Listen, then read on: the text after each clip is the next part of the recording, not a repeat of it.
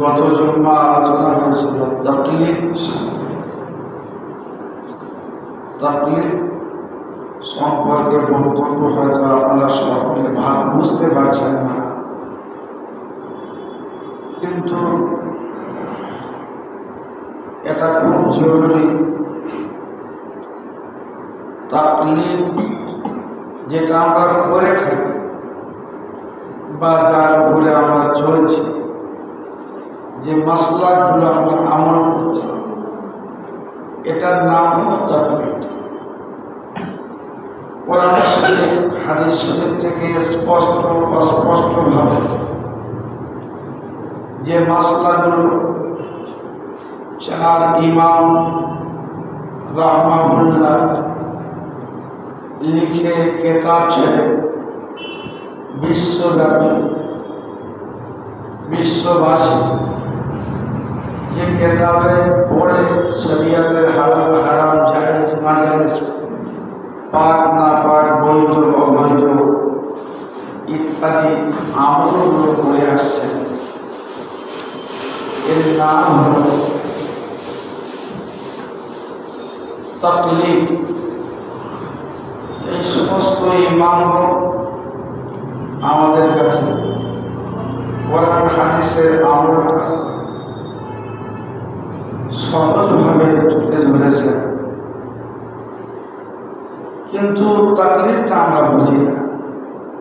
তাকলিদ মানে অন্যের কথা উত্তম ধারণা বিনা দলিলে মেনে নেওয়ার লাভ তাকলিদ। যেমন উদাহরণ দিয়েছিলাম আপনাদের, যে মায়ের কথা শুনে আপনি আমি আব্বাকে চিনেছি, এখানে কোনো দলিলের সন্ধান আমরা নিইনি, নেওয়া সম্ভব না, আর দলিল দেওয়াও সম্ভব। কিন্তু জন্ম সম্পর্কে মা যেটা জানে, আল্লাহ ছাড়া পৃথিবী আর কেউ জানে। তাই মা আমাদের শিখিয়েছে পিতাকে, বাবাকে, আব্বাকে, আমরা তাকেই আব্বা বলে আসি। বর্তমান সময় কিছু মানুষ আজ থেকে 1300 বছর আগে চার ইমাম কোরআন হাদিসে আদেশ নিষেধ যেগুলো আছে, আমলের কথা যেগুলো আছে, তারা কোরআন হাদিস থেকে সূক্ষ্মভাবে পরিপূর্ণ আমাদের সামনে তুলে ধরেছে। আর তার উপরে চলা মানে কোরআন হাদিসের উপর চলা, এর নাম হলো তাকলিদ। একটা উদাহরণ আপনাদের কাছে দিই। এখন কিছু মানুষ, বিভিন্ন ভাষার মানুষ, বাংলাতে, ইংরেজিতে, উর্দুতে, হিন্দিতে কোরআন শরীফের হাদিস শরীফের মানে বিভিন্ন জায়গায় পাওয়া যায়। তাতে একটা হাদিস বা একটা আয়াত পাঠ পড়ে তার মানে বুঝে ঝড় করে আমাদের একটা আমলের সঙ্গে তার বিপরীত ভাব বোঝা যায়। একটা আমলের সঙ্গে তার বিপরীত ভাব বলে সঙ্গে সঙ্গে আমরা মন্তব্য করে ফেলি, বা কিছু মানুষ এইরকম মন্তব্য করতে আরম্ভ করেছে যে এই মাসলাটা ইমাম আবু হানিফা রাহমাতুল্লাহ আলাইহি কোরআন বিরোধী, হাদিস বিরোধী। এই মশলাটা ইমাম শাফির কোরআন বিরোধী, হাদিস বিরোধী। কিন্তু পক্ষান্তরে আমি আপনি যে হাদিসটার মানে বাংলাতে দেখলাম, ইংরেজিতে, উর্দুতে, হিন্দিতে দেখলাম, এ সমস্ত হাদিস তাঁদের সামনে ছিল, তাঁরা এগুলো পড়েছে। এছাড়া আরও লক্ষাধিক হাদিস তাঁরা পড়েছে, যেটা আমলযোগ্য, যেটা সহজ সরল, যেটা যে আমলটা আল্লাহ পাকের দরবারে গ্রহণীয়, সেই মশলাগুলো সেই হাদিস থেকে তারা আমাদের সামনে তুলে ধরেছে। সেই হাদিস সেই কোরআনের আয়াতের উপরে যে মশলাটা হয়েছে, যিনি লিখেছেন সেই মশলাকে বলা হয় হানাফি মজাহাব, যিনি লিখেছেন সেই মশলাকে বলা হয় মালিকি মজাহাব, যিনি লিখেছেন সেই মশলাকে বলা হয় শাফি মজাহাব, যিনি লিখেছেন সেই মশলাকে বলা হয় হাম্বলি মজাহাব। একটা উদাহরণ দিলে আপনারা বুঝতে পারবেন যে সাধারণভাবে আমরা সাধারণ মানুষ এর ভেদটা বুঝতে পারি। আমাদের দেশে একজন কাবুল থেকে মানুষ এসছে, তিনি ক্ষুধার্ত হয়েছেন। ক্ষুধার্ত হয়ে কোনো একটা বাড়িতে বাড়ির মালিককে, বাড়ির গৃহকর্তাকে বললেন যে আমাকে কিছু খেতে দাও। গৃহকর্তা তাহাকে একটি নারিকেল, ঝুনো নারকেল দিয়েছেন, তার সঙ্গে একটা কাটারি দিয়েছে। কথা বুঝেছেন? গৃহকর্তা সেই কাবুলি মানুষটাকে একটা ঝুনো নারকেল দিয়েছে, একটা কাটারি দিয়েছে, যেহেতু খেতে চেয়েছে। এখন এই সরল সাদাসিধে কাবুলি মানুষটা দেশে নারকেল নেই, নারকেল খাওয়া জানে না, নারকেল সম্পর্কে কোনো অভিজ্ঞতা নেই। তিনি করেছে কি, উপরের ছোবড়াটা একটু চিবিয়েছেন, তারা চিবিয়ে চিবিয়ে মজা নিয়ে স্বাদ নিয়ে শুষ্ক দাঁত ভেঙে যাওয়ার খাপ বলে ছুঁড়ে ফেলে গেছে। গৃহকর্তা দূর থেকে দেখছেন যে কাবুলিকে আমি নারকেল খেতে দিয়েছি, ও একটু চিবিয়ে চাপিয়ে ছুঁড়ে ফেলে গেছে। ফেলে মনে মনে করতেছি বাঙালিরা কি খায়, যার কোনো স্বাদ নেই, মজা নেই, রস নেই, শুকনো ছিপলে। গৃহকর্তা আস্তে আস্তে কাবুলির কাছে এসেছে, বলছে ভাই কি ব্যাপার, এটা ছুঁড়ে ফেলতেছে, আপনারা কি খান? ওই শুকনো ছোকরার মধ্যে রস নেই, রস নেই, মজা নেই, স্বাদ নেই, এই আপনারা খান। তখন বাঙালি গৃহস্থ নিজের কাঠারিটা নিয়ে নারকেল ছোকরা ছাড়িয়ে মালা ভেঙে নারকেলের পানি এবং নারকেলের শ্বাস বার করে পাত্রে দিয়ে খেতে বলছে। তখন তিনি খেতে লাগলেন, এত স্বাদ, এত মজা, জীবনে আমি খাইনি। তখন বাঙালি যে এরা ভালো খাদ্য খায়, প্রথম ধারণাটা হচ্ছে শুকনো চিবড়ে খায়। এখন চিন্তা ভাবনা করছে বাঙালি এরা খুব ভালো খাদ্য খায়। কিন্তু আমি না জানার কারণে এদেরকে বলেছিলাম এরা শুকনো চিবড়ে খায়, কি এ যা আছে বাঙালিরা কি খায়। তো আমাদের মহাবিজ্ঞ চার ইমাম, তারা আরব্য মানুষ, আরবি তাদের ভাষা, কোরআন হাদিসের নিগুড় তথ্য মর্ম তারা এত জানে যা আমরা অন্য দেশীয় মানুষ, ওয়ান আরব যত পৃথিবীতে আছে, অতটা জ্ঞান, অত নিগুড় তত্ত্ব কোরআন হাদিসের সকলে আল্লাহ সে জ্ঞান দেয়নি, অর্জন পর্যন্ত পৌঁছাতে পারে। তবে উপর থেকে নারকেলটা সকলে চেনে।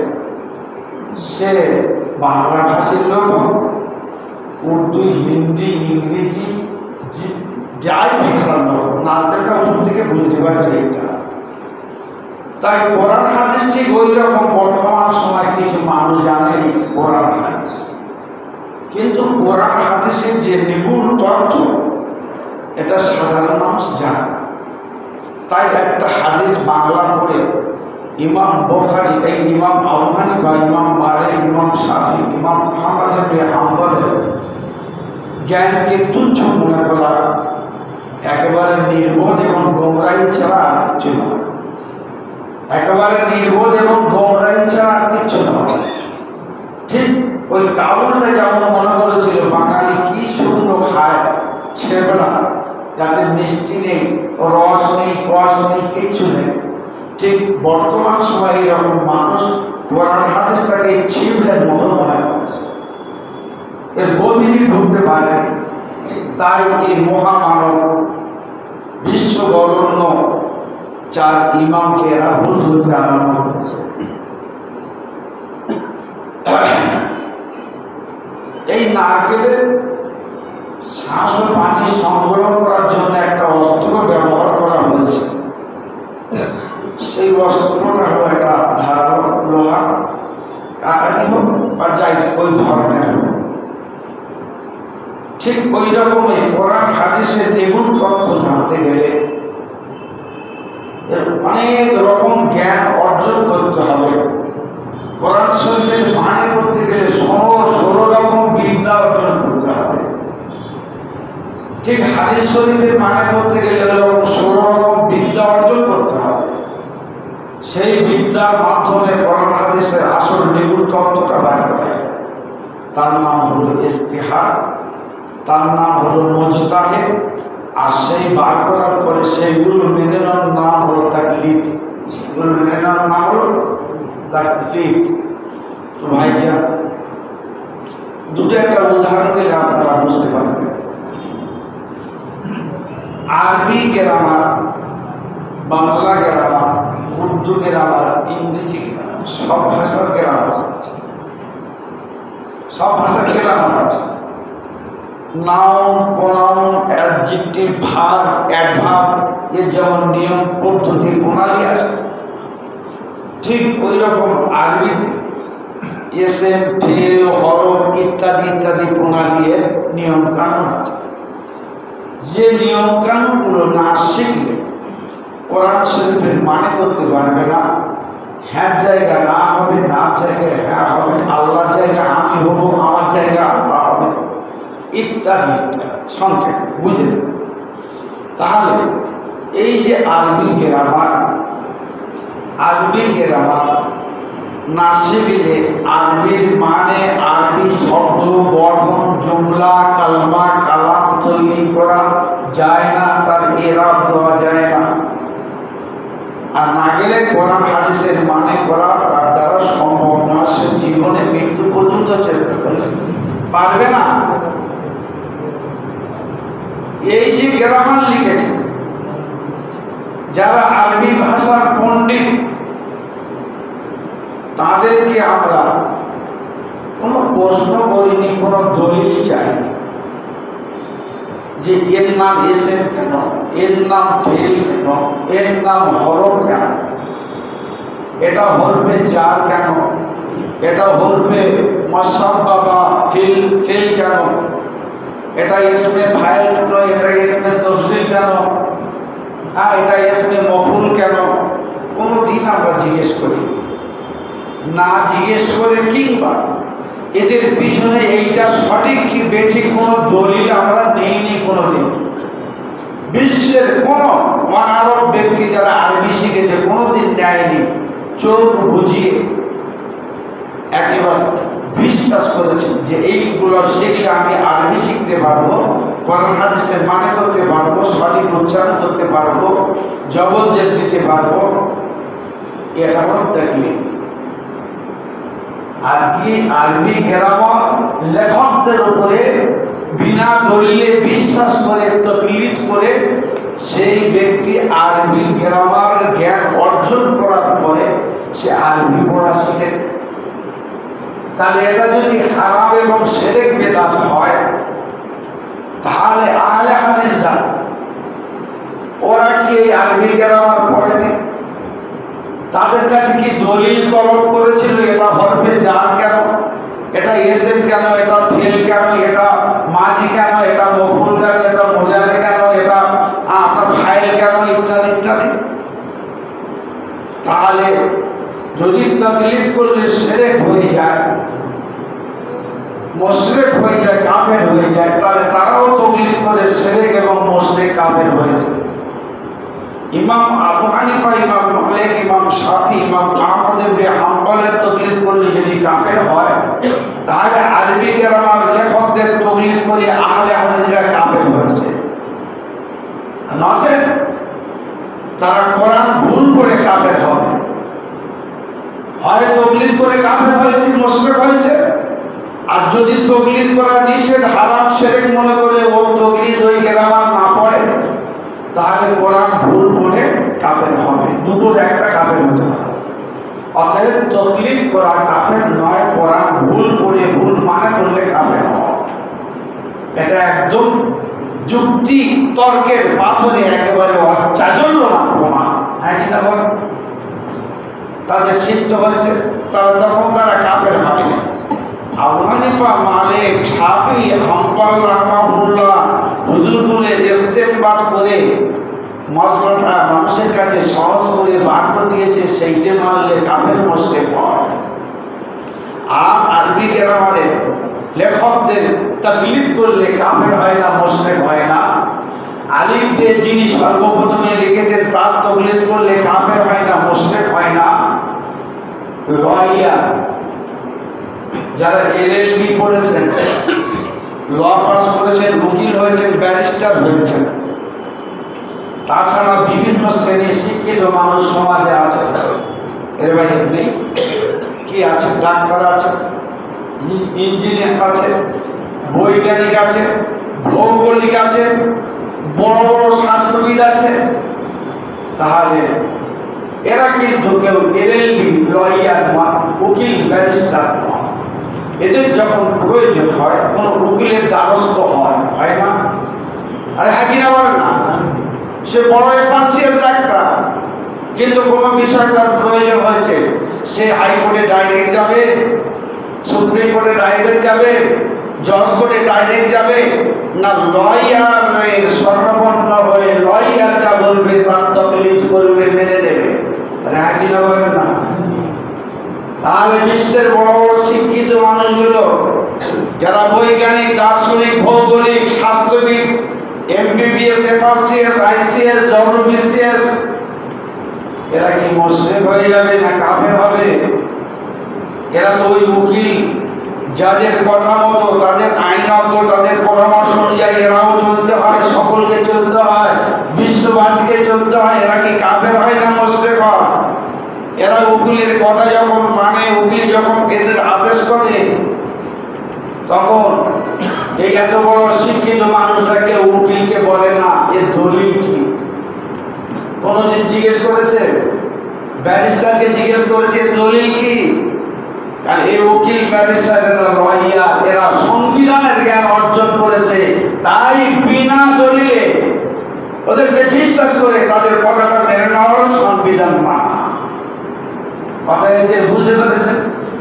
তাহলে এদের মানলে যদি মুশরিক হয়, কাফের হয়, তাহলে যারা আহলে হাদিস এরা এদের মানে না, সংবিধান মানে না। এরা নিজের মন মর্জি বিভিন্ন দেশে বসবাস করে, আর যখন এরা মন মর্জি বিভিন্ন দেশে বসবাস করিবে, সর্বপ্রথম সেই সরকারের জেলখানায় যে ঢুকতে হবে, না হয় এদের মাথা কাটা যাবে, না হয় হাত কাটা যাবে। কথা বুঝেছেন? আর তকলিদ করলে কাফের হয়ে যাবে। এরা সংবিধান মানবে না, সরকারের কোপে পড়বে, মাথা কাটা যাবে, হাত কাটা যাবে, জেল খাটতে হবে।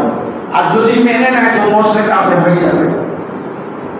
তাহলে এদের অবস্থাটা কোথায় আপনারা ভালো করে বুঝুন।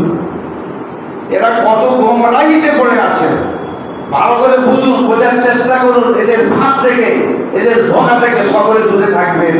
এই খবরদার, তোমরা হলো ইবলিস শয়তানের একটা ফাঁদ।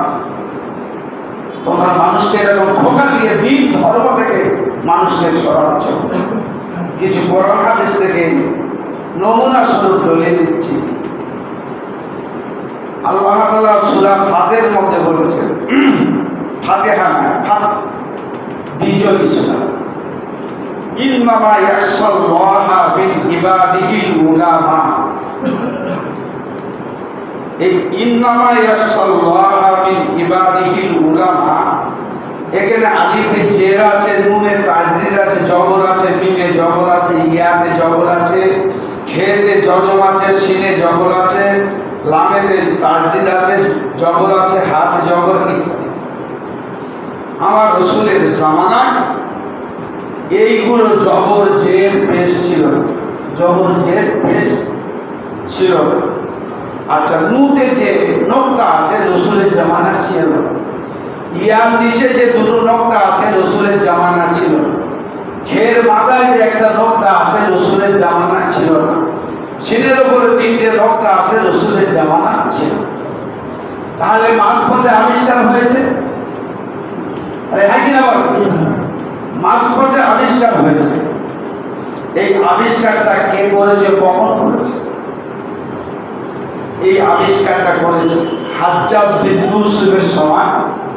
বেতের নিচে নকটা দেওয়া হয়েছে, নুনের উপরে একটা নকটা দেওয়া হয়েছে, ইয়ার নিচে দুটো নকটা দেওয়া হয়েছে, খের মাথায় একটা নকটা দেওয়া হয়েছে, সিনের উপরে তিনটে নকটা দেওয়া হয়েছে, সিনকে খালি রাখা হয়েছে, ইত্যাদি ইত্যাদি। আর থেকে ইয়া পর্যন্ত যত হরফ বর্ণ অক্ষর লেটার আছে সব এইরকম হয়েছে।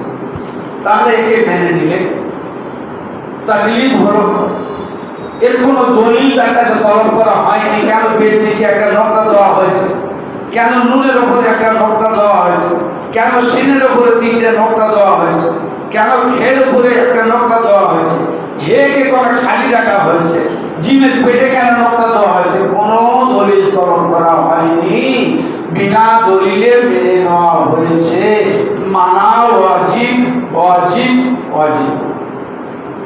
এ আল্লামা নবী না, আরে কোরআনে নেই, হাদিসে নেই। কথা বুঝিয়েছে? এইবার যারা গ্রামার লিখেছে ঠিক তদ্রুপ। আলিফের নিচে যে হবে কেন, নুনের উপরে জবর হবে কেন, মিমের উপরে জবর হবে কেন, ইয়ার উপরে জবর হবে কেন, খের উপরে জজম সাকিন হবে কেন, এই লামের উপরে জবর হবে কেন, হের উপরে জবর হবে কেন, আইনের উপরে পেশ হবে কেন, হামজার উপরে পেশ হবে কেন? এটা এই গ্রামার লেখক যারা, তারা এমনভাবে আমাদের আরবি গ্রামার শিখিয়েছে, যে ব্যক্তি সেইটা পড়বে অটোমেটিক সে বলবে যে আলিফ নিচে জের, নুনের উপর তাসদীদ এবং জবর, মিমের উপরে জবর। ইন্নামা, ইন্নামা। আর যে জানবে না কে বলবে আন্নুমা, আন্নুমা বলে কোনো মানে হবে না। কোরআন শরীফের পুরো মানে উদ্দেশ্য শেষ হয়েছে, কাফের হয়ে যাবে। আর যদি আপনি মানেন তাহলে তাকলিদ করা যদি শিরক কাফের হয় তাহলে সে মুশরিক হবে, কাফের হবে। আর যদি না মানে কোরআন ভুল করেছে, কাফের হবে। কোথায় যাবে? এমনি আছে কোথায়? তাকলিদ করা হারাম, কাফের, শিরক, কুফর, মুশরিক। তাকলিদ করতে হবে। এটাও কোরআন শরীফের কোনো জায়গায় লেখা নেই যে একে জবর দিতে হবে, ওপর পেট দিতে হবে, ওপর জের দিতে হবে। এটাও হাদিস শরীফে লেখা। কিন্তু এই বিদ্যা না শিখলে আপনি হাদিস এবং কোরআনটা পড়তে পারবেন না। তা দুটো জিনিস আমরা হাদিস কোরআনে পাচ্ছি, একটা হলো নকতা, একটা হলো জবর জের। ইন্নামা ইয়াখশাল্লাহ মিন ইবাদিহিল উলামাউ এর দোয়া আছে। আর আল্লাহর উপরে সাল্লাহা, এ হাতে আপনার জবর দেওয়া আছে। আল্লাহ তাআলার বান্দাদের মধ্যে কেবল আলেমগণ খোদা তাআলাকে ভয় করে। কে ভয় করে বেশি? এই আয়াতের মানে কি? আরে বলুন, কি বলুন একটু। আল্লাহ তাআলার বান্দাদের মধ্যে আল্লাহ তাআলাকে বেশি কে ভয় করে? আলেমগণ। কেন ভয় করে? আল্লাহ সম্পর্কে কোরআন হাদিস পড়ে তারা বেশি বুঝেছে, তাই তারা বেশি ভয় করে। এখন তারা বেশি ভয় করতেছে। এবার ঘরে চলে গেছে, আমি আর আরবে নেই। এখন সাধারণ মানুষ ভয় করতেছে, আর এরা হয়ে গেছে ইবলিস। বর্তমান সময়ে আরেকটা হয়েছে কি, ইবলিসের নায়েব। ও দলিল আছে, পরে বলছি। আর যে বিষয়টা হচ্ছে ওইটা আছে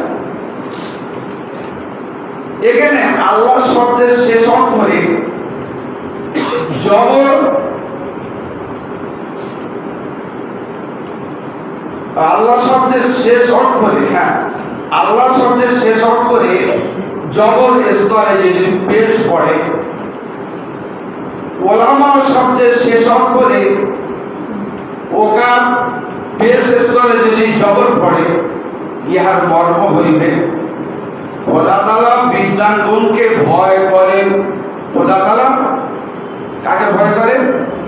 আলেমদেরকে ভয় করে। শুধু জবর আর জেরের পেশের পরিবর্তন। হাত জায়গায় যদি হু দেওয়া যায়, ওলা মা উ হামজার উপরে পেশের জায়গায় যদি জবর দেওয়া যায়, এখানে বলা হচ্ছে আল্লাহর বান্দাদের মধ্যে আলেমগণ আল্লাহকে বেশি ভয় করে। আর যখন বলা হবে ইন্নামা ইয়াশাল্লাহু মিন ইবাদিহিল উলামা, উনা হামজা পেশ উনা, হামজা যেমন আর ইয়াশাল্লাহ হাত জায়গায় যদি হু বলে, ইন্নামা ইয়াশাল্লাহু মিন ইবাদিহিল উলামা, আল্লাহ তাআলা আলেমদের থেকে ভয় করে। আর ঈমান থাকবে, আর ঈমান থাকবে নাকি আল্লাহর বন্ধু হবে সে? এরকম ভুল করলে আল্লাহর বন্ধু হবে নাকি না জাহান্নামী হবে, কাফের হবে, মুশরিক হবে? আর যারা এই গ্রামার লিখেছে তাদের কথা মেনে নিলে সেও কাফের হবে, মুশরিক হবে। কোথায় যাবে? গ্রামার লেখক তো হাদিস না, কোরআন না, ওরা তো চাকরিজ হয়ে গেল। তাহলে এরা অল্প বিদ্যে ফুটফুটনি অবস্থাটা কোথায় হচ্ছে? কোরআন হাদিসকে বোঝার জন্য, মানার জন্য মারলে মানুষকে ধোঁকা দিচ্ছে, তোরা বেঈমান কাফের মুশরিক হয়ে যাবে। আর না মারলে কোরআন ভুল করে কাফের হবে।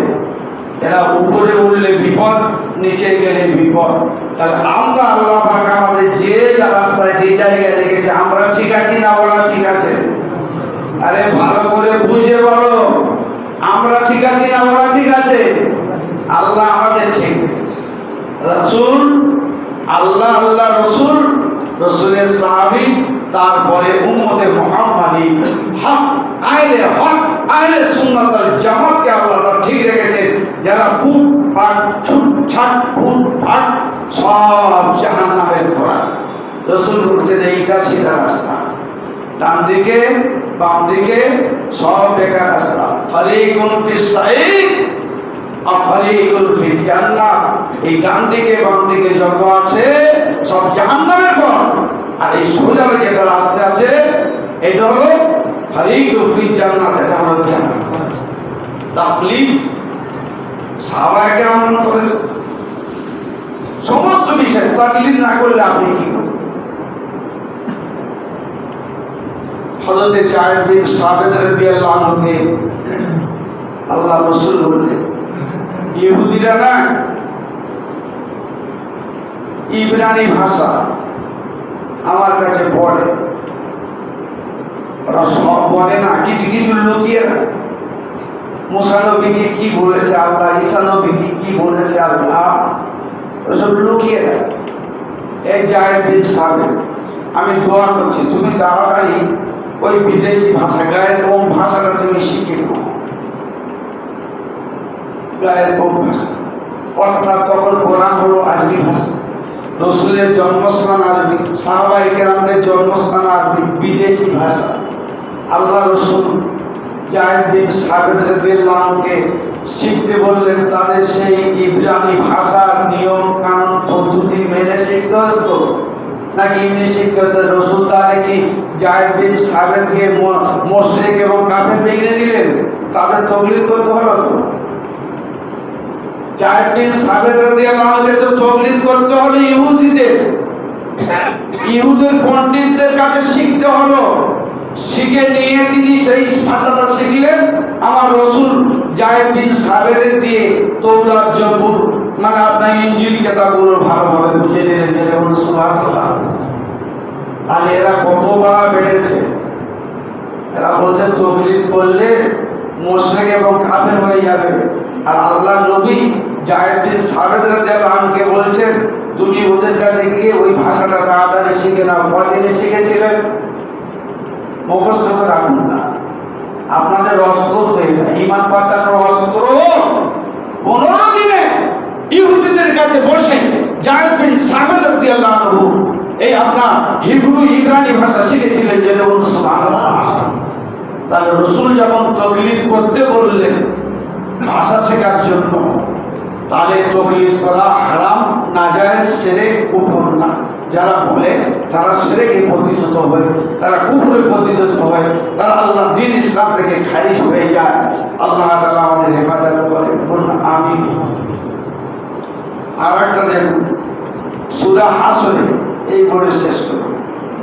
সূরা হাসরে আল মালিকুল কুদ্দুসুস সালামুল মুমিনুল মুহাইমিনুল আজিজুল জাব্বারুল মুতাকাব্বির সুবহানাল্লাহি আম্মা ইউশরিকুন হুয়াল্লাহুল খালিকুল বারিউল মুসাওবির লাহুল আসমাউল হুসনা ইউসাব্বিহু লাহু মা ফিস সামাওয়াতি ওয়াল আরদ ওয়া হুয়াল আজিজুল হাকীম।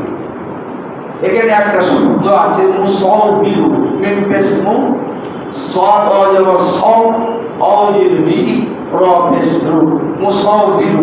মুসাওবিরু মানে হলো আল্লাহ তাআলা জীবের রূপ গঠন করিয়াছেন। জীব বলতে মানুষ, প্রথম জীব বলতে মানুষ, তারপরে চতুষ্পদে জন্তু, দুপায়ের পাখি ইত্যাদি। এইসব রূপকে গঠন করেছে আল্লাহ। এখানে আমার একটা ব্যাপার আছে, ওর নিচে জের আছে। ওর নিচে কি আছে? যে যদি মুসাওবর বলা হয়, ও যাওয়ার ও বলা হয়, তাহলে কি না মানেটা কি হবে? জের স্থলে যদি জগৎ দেওয়া হয়, এর মানে হবে যে খোদা তাআলার রূপ গঠন করা হইয়াছে, আল্লাহর রূপ গঠন করা হইয়াছে। আল্লাহকে কেউ রূপ দিয়েছে, আল্লাহকে কেউ রূপ দিয়েছে, গঠন দিয়েছে। খোদা তাআলার রূপ, খোদা তাআলার পিকচার, খোদা তাআলার ছবি, খোদা তাআলার গঠন, খোদা তাআলার আকৃতি, খোদা তাআলার পুরো একটা ফার্মা তৈরি করা হয়েছে। ঈমান থাকবে না মুমিন থাকবে, কাফের হয়ে যাবে। ইলমে কেরাত, কাজী সাহেবরা যখন ছেলেদের পড়ায়, হেফজ করায়, এইরকম কোরআন শরীফ কয়েক জায়গা আছে জবর জের উল্টো পাল্টা করলে কাফের হয়ে যায়। সেগুলো ছেলেদেরকে খুব ভালো করে বলে যায়, তাই তো আবেশা সেই জায়গা খুব সতর্কতার সঙ্গে। এখন আবার নতুন করে কোরআন শরীফে সেখানে দেওয়া হয়েছে এহতিয়াত, আগে ছিল না। আমরা ছোটবেলা পড়েছি কোরআন শরীফে ওই জায়গায় এহতিয়াত লেখা ছিল না। ঠিক ওই সোজা কোরআন শরীফে যে লেখার যে বেরাকিট আছে, আয়নার মতো বেরাকিট থাকে, বেরাকিটের বাইরে সাদা পাতায় তো থাকে না, ওই সাদা পাতায় অক্ষর আজও থাকে ইত্যাদি। এমার্জেন্সি যে জিনিসগুলো যাতে বিপদ হয় সেই রকম সংকেতগুলো লেখা থাকে। এখন ঠিক ওই জবর রাজ্যের পরিবর্তন না হয়, সতর্ক হওয়ার জন্য ডান দিকে সাদা অক্ষরে লেখা আছে, সাদা কাগজ এহতিয়াত। ওই লাইনটা সাবধানের সঙ্গে পড়বে বাবু, জবর জেল ঘুরে কাফের হয়ে যায়, জবর জেল ঘুরলে কাফের হয়ে যায়। তাহলে এই যে জবর জেল যারা শিখিয়েছে তাদের তকলিদ করা হয়েছে, না করলে কোরআন শরীফের মানে উল্টো পাল্টা হয়েছে, কাফের হবে। তো ভাই, ইহদিনাস সিরাতাল মুস্তাকিম সিরাতাল লাযিনা আন'আমতা আলাইহিম, আল্লাহ পাক আমাদের শেখালেন তোমরা যাও সিধে রাস্তা পরিচালিত করো। ইহদিনাস সিরাতাল মুস্তাকিম, আপনিও সিরাতাল লাযিনা আন'আমতা আলাইহিম, ওই রাস্তার উপর যাদেরকে আপনি অনুগ্রহ করে ওই সিধা রাস্তায় পরিচালিত করেছেন, ওই রাস্তা আমাদের চালান। আপনি যাদের উপর অনুগ্রহ করেছেন, তাহলে অনুগ্রহ পৃথিবীতে কেউ আছে কি? জমির পরে কেউ নেই, আরে হাতে আছে কি? বলতে পারেনি বলে না?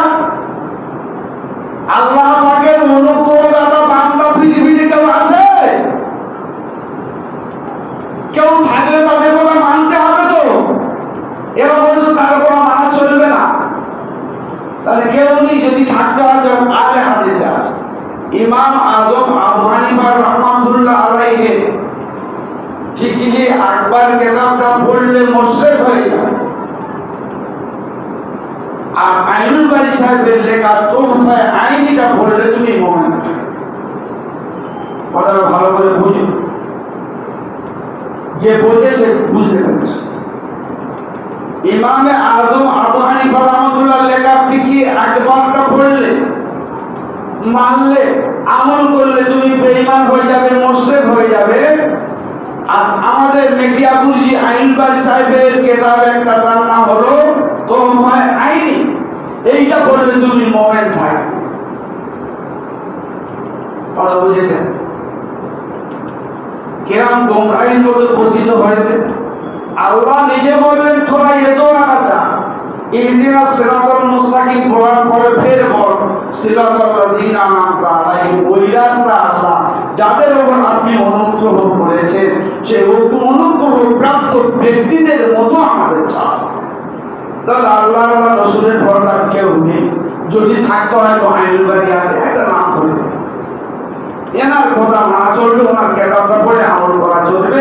ইমামে আজম আবু হানিফা রাহমাতুল্লাহের কেতাব পড়ে আমল করা চলবে। এটা হলো একটা দিন, বারবার করে বলে আসল দিকটা বলে শেষ করবে। আম তার জায়গায় যদি আম তো বলা হয়, সিরাতাল লাযিনা আনআমতু আলাইহিম, ওই রাস্তা পরিচালিত করুন। আমি যাকে নিয়ামত প্রাপ্ত করে হেদায়েত করেছি, সরল পথে জান্নাতের পথে পরিচালিত করেছি, সেই রাস্তা। কোন বান্দা যদি এইকে পড়ে সে মুমিন থাকবে না কাফের হবে? আল্লাহর খোদাই দাবি সে নিজে বলবে। আর আমতা মানে আল্লাহকে বলা হচ্ছে আপনি যাদের উপর অনুগ্রহ করেছেন। আর এখানে আনাম তো মানে নিজেকে বলা হচ্ছে আমি যার উপর অনুগ্রহ করেছি। কি অবস্থাটা হচ্ছে দেখতে পেয়েছেন? মাথায় টুপি, মুখিদা সব আছে রে বাবা। ইমান ধ্বংস করবে ওই যে ডান দিকে বাম দিকে 12টা নবী দাগ টেনেছেন, সবের মাথায় একটা করে আলেম আছে, সবের মাথায় একটা করে আলেম আছে। রাসূল বলছেন আমার মুখের ভাষায় তারা কথা বলবে, কোরআন বলবে, আমার হাদিসগুলো তারা বলবে, বলে তোমাদের গোমরা করবে। সাবধান। এই হলো আমার সিধে রাস্তা, যেটা আমি দাগ কেটেছি, সিরাতাল লাযিনা আনআমতা আলাইহিম, ওই রাস্তায় চলেছে।